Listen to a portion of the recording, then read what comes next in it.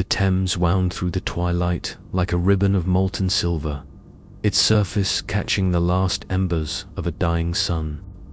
Above its banks loomed Hampton Court Palace, its red brick towers and chimneys etched against a sky bruised with iron-grey clouds. For nearly 5 centuries, this royal residence had stood as a silent witness to the pageantry and pain of England's history, Henry VIII's marriages, Elizabeth I's fragile youth, and the endless intrigues of the Tudor court. But beneath its grandeur, the palace cradled secrets, whispers in the walls, shadows that moved without light, and a presence that refused to fade. In the autumn of 1829, the air around Hampton Court grew restless. Workers had begun renovations near the old churchyard, digging into earth that had held its dead for centuries. A woman whose name had once been spoken with reverence in the Tudor court. A quiet pillar of loyalty who tended to the young Elizabeth Tudor through bouts of fever and frailty.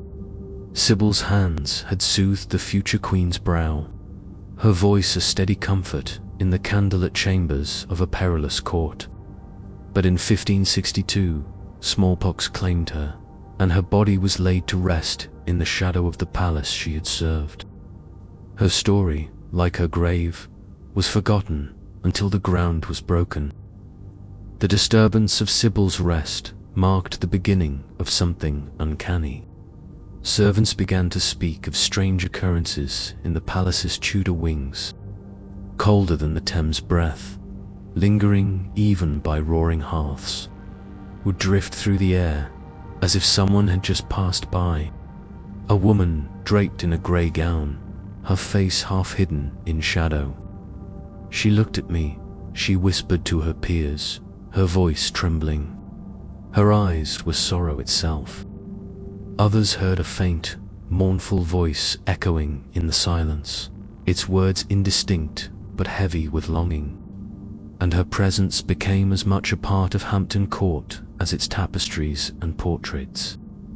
They learned to tread lightly near the Queen's staircase, to leave sprigs of lavender by the chapel as offerings, and to whisper, "Good evening, Mistress Penn," when the air grew heavy.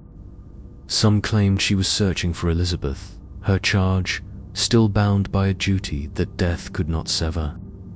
Others believed her unrest stemmed from the desecration of her grave, a wound that tethered her to the living world. For over a century, the Grey Lady remained a palace secret, a story passed among servants and dismissed by skeptical nobles. But in November 2003, she stepped into the modern age. It was a dreary afternoon, the kind where mist clung to the palace grounds like a shroud.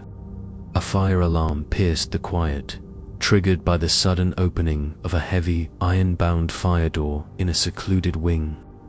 The security team, accustomed to false alarms from faulty sensors or curious tourists, reviewed the CCTV footage with little expectation. What they saw froze them in their chairs.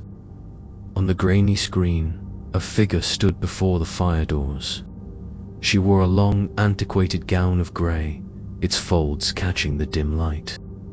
Her hands, pale and ungloved, grasped the doors with deliberate force, pulling them open as if to cross an unseen threshold. For a moment, she lingered, her form wavering like smoke. Then, as the door slammed shut with unnatural speed, she was gone. The guards searched every corner of the wing, their flashlights cutting through the gloom. No one was there, no tourist, no prankster, no living soul. The footage, however, told a different story.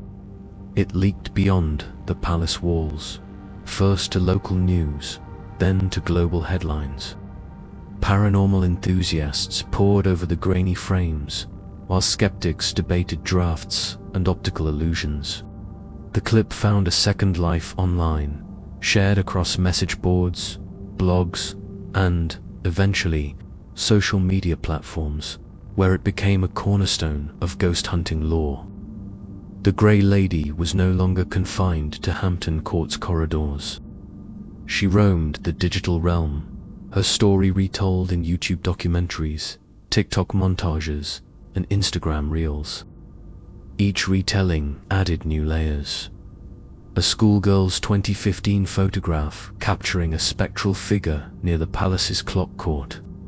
A visitor's account of hearing footsteps trailing just behind them. The persistent scent of lavender reported near the Queen's staircase. On X, users debated her identity, Sybil Penn or another lost soul, while TikTok creators paired the 2003 footage with eerie soundtracks, amassing millions of views. Yet for all her digital fame, the Grey Lady's presence remains strongest within Hampton Court. Visitors speak of an oppressive cold that settles near the Tudor wings, like breath on the back of the neck. Some hear the soft tread of invisible feet, always just out of sync with their own. Others catch the fleeting scent of lavender, sharp and sweet, as if someone lingers just beyond sight. Guides, accustomed to the palace's quirks, share stories of lights flickering in empty rooms or portraits shifting slightly on their hooks. The Grey Lady endures because she is more than a ghost. She is a memory of devotion, a nurse who cradled a future queen through the darkest nights. Her watch, it seems, was never meant to end. And so, she lingers between the ancient stones of Hampton Court and the endless scroll of the internet, watching, waiting, and reminding all who pass that some bonds are stronger than death itself. Many thanks for treading this tale's dark path. If its chill gripped you, follow, subscribe, and comment below.